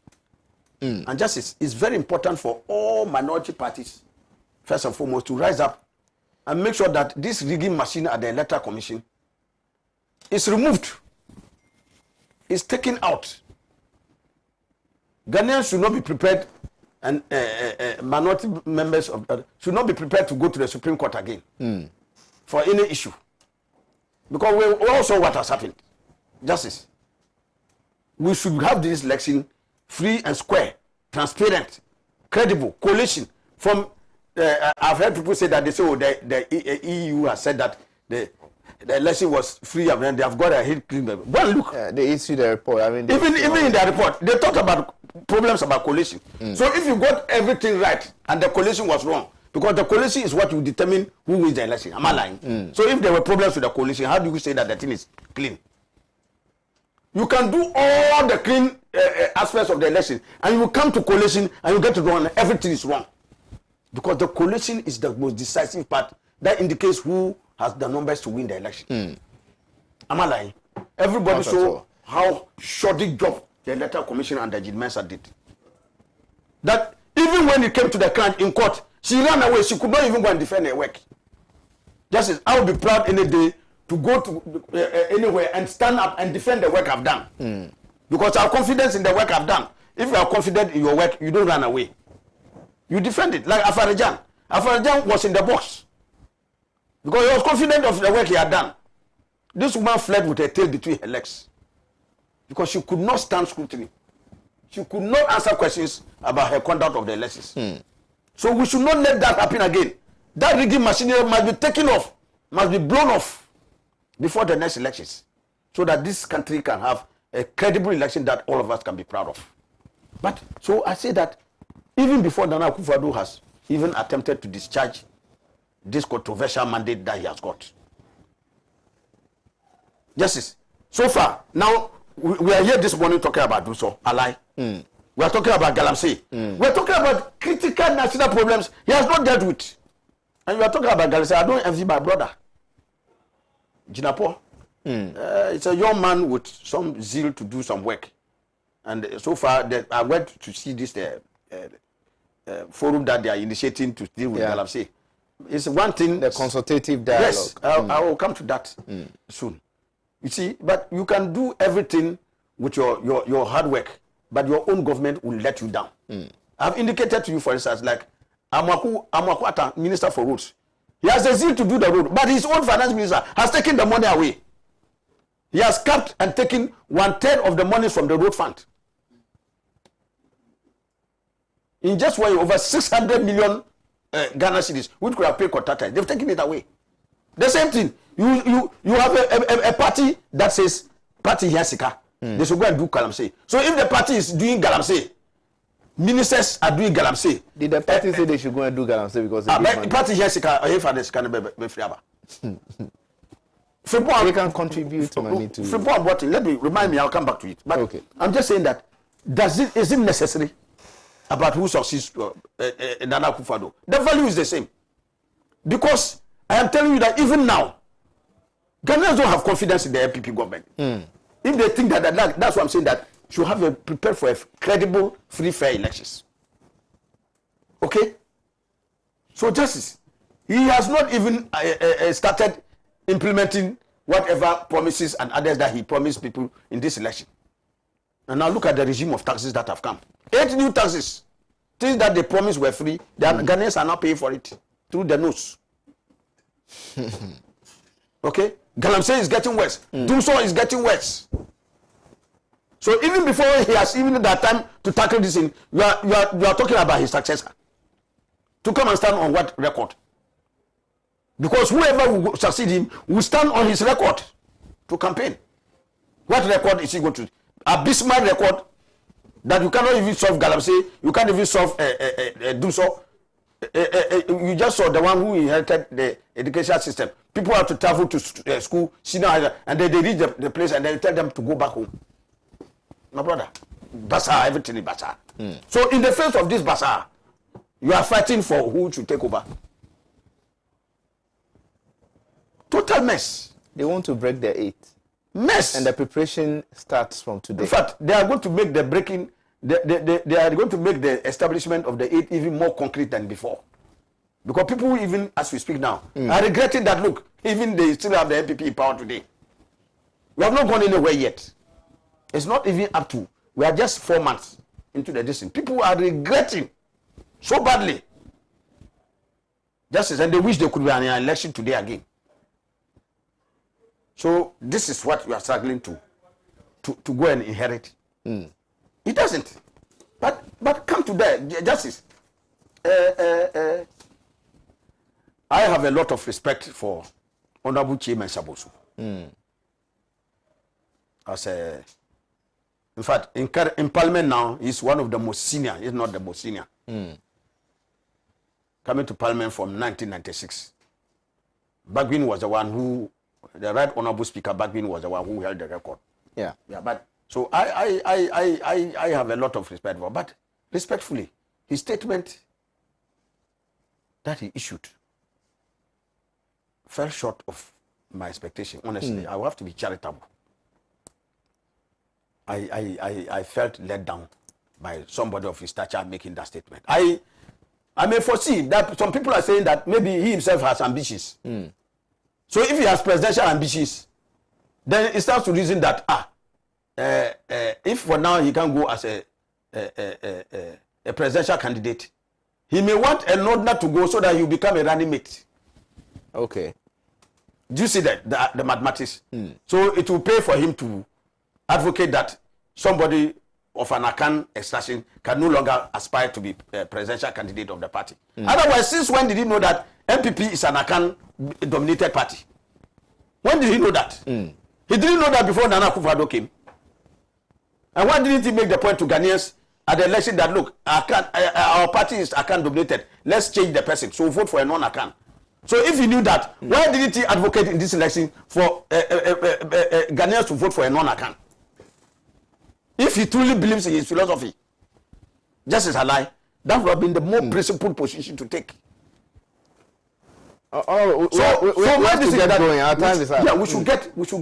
We should get people selected on the basis of their merit, on the strength of what they can bring to develop this country and make life bearable for the overwhelming majority of Ghanaians. That is what we should look for. And so I am saying that, Justice, in 2007, there was a mantra which is coming, history is repeating itself. In 2007, when President Kufuor was there and wanted Alan Chiramanting to come, you know the slogan Nana Akufo-Addo adopted, take your government, we will take our party. Today, MPP people, you should put his ears on the ground. They are brought by that slogan.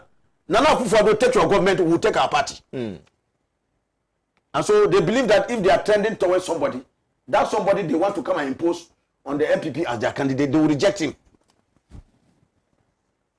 And they are talking about a certain tradition in the MPP, which Nana Akufo-Addo invoked. Go back and listen to him. He said that there was a tradition from Victor Wusu coming from Buzia to Victor Wusu coming down to Kufuor, Adubuahine to Kufuor to he President Akufo-Addo. I'm sure maybe he now wants to, now that he has got his turn, that tradition must end. He wants to end the tradition because he has got it. The tradition. But if the tradition, many people are reminded that tradition must continue. And if it continues in the MPP, there must be a line. After the list of ministers, Justice, the first thing I want to note is that the list kept unduly long at the presidency. As soon as the ministers were vetted and approved, and consultations were supposed to have been held by the president, we heard all sorts of names. And that a list had been drawn. So if it's not even true that, why did this list keep so long? Because we heard that the list was being there, it was massaged, and list came out, names were floated around, then they went back again, and the list was still there and subjected to further massaging. And that is why it created a lot of trouble. In the end, I'm sure today you heard, for instance, that in Yendi, there was some MPP supporters who ran amok, who went on the rampage. Because truly, Yendi is a very key destination in the north.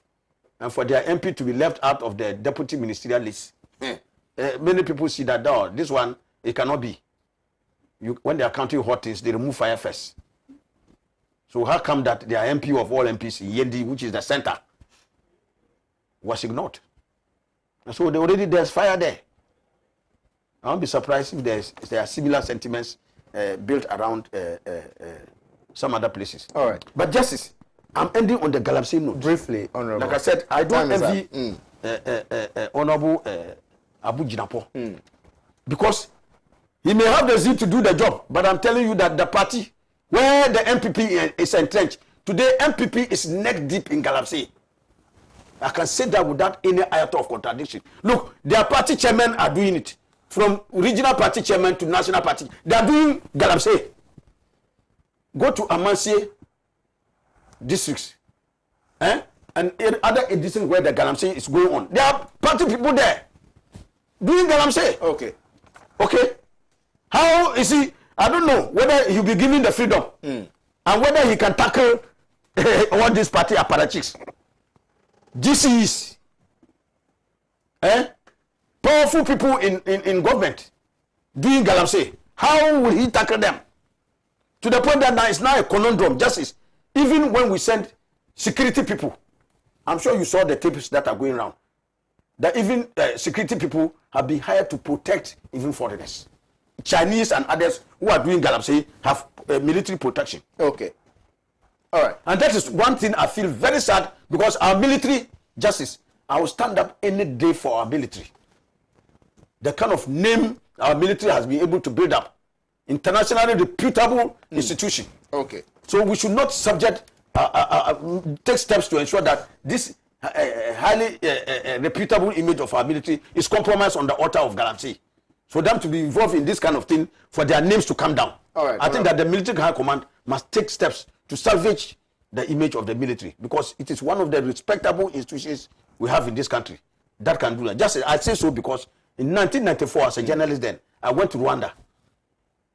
And international, Ghana's name was ranked above all other countries in the world. Not in Africa, in the world. When everybody else ran away from Rwanda, Ghanaians stayed and protected the lives of Rwandans. Every other country on that peace mission, they all fled. They all ran away from Rwanda. because of the heat of the conflict. Ghanaian stayed throughout and protected lives. That is the same Ghanaians have exhibited across the length and breadth of the world, and they have excelled. We should not allow their names to be soiled by these sordid acts of galamsey, where politics. And I'm hearing for the first time that Nanado is saying that we should not politicize the thing. God of mercy. Who are they sacking in the evening is getting good night? Honorable, who brought the uninfested we have to go wood to the house, and when the lizards are coming to the house, you are complaining. Justice. When if you cannot carry your head load, you don't blame your head part. Okay. So this one is early in the morning. I would have said something. No, thank you so much, Honorable, for coming. I'm so grateful. Thank you so much, Ishak. I'm so grateful that you came. But Ghanaians are having message, a lot of messages. Should I say messages or message? But there's a message that some of the texters would want me to deliver to some Ghanaian celebrities in persons of Yvonne Nelson, Sarkodie, Lydia Forson, Van Vicker, and Prince David Osei. What Ghanaians are saying is that some time ago, you embarked on a massive demonstration because we had Dumso in the country. Today, we are still experiencing it. Ghanaians say, as you asked of your whereabouts, are you still in the country? And if they would be seeing another massive demonstration because of Dumso, because they are ready to join your second demonstration. So that is the message they want me to deliver to these celebrities. Anyway, so this is time will allow us on the program. Many thanks to my cameraman. Oh, okay. This all time will allow us on to this edition of Good Morning Africa. Many thanks to my cameraman in the studio, Mr. Mensah, Foster, and well, Titi is also here. I mean, to Sewa and everybody. I mean, everybody, the producers, everyone. Blaise, Maud, they took over since morning. I mean, they were here since morning until I took over for the newspaper review segment. Make a time with us same time next week. My name is Justice Appiah. Goodbye.